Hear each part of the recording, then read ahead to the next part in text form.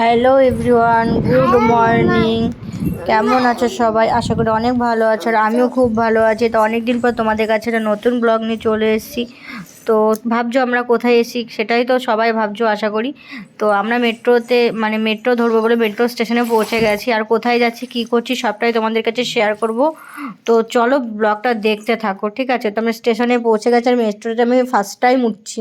তো আমার খুব আনন্দ লাগছে, ঠিক আছে? তো মেট্রো কখনো উঠিনি, বাট দেখেছি দূর থেকে, ব্যাস কোনোদিন ওঠেনি, ঠিক আছে? তো মেট্রো চলেও এসছে, আমরা উঠবো। তো ওঠার জন্য আমরা উঠে পড়লাম। এতটা ভিড়, দাঁড়ানোর জায়গা নেই, এতটাই ভিড়, ঠিক আছে? তো সেইভাবেই দাঁড়িয়ে চলে গেলাম। তো তোমরা ভাবছো কোথায় যাচ্ছি, তো চলো আমরা কালীঘাট মায়ের কাছে যাচ্ছি। কালীঘাটে মায়ের কাছে যে পুজো দেওয়ার উদ্দেশ্যে আমরা রওনা হয়েছি।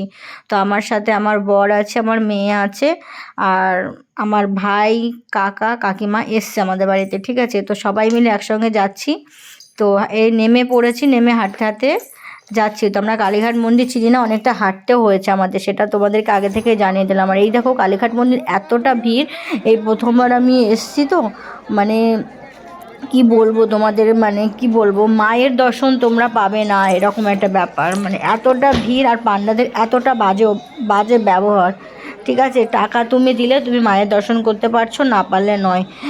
যারা মাকে ছুতে গেলে 1100 টাকা লাগছে, তারপরে তোমাকে দেখাচ্ছে। আর যারা কিছু পুজো দিচ্ছে তাদেরকে মা পর্যন্ত পৌঁছাতেই দিচ্ছে না, ওখানেই জাস্ট পুজো ফুলটা দিয়ে তোমাদেরকে বলছে পুজো হয়ে যাচ্ছে, এরকম একটা ব্যাপার। তো তোমাদেরকে আমি যেটুকুনি আমি বুঝলাম সেটুকুনি তোমাদের কাছে বললাম। তো সবাই ভালো থেকো।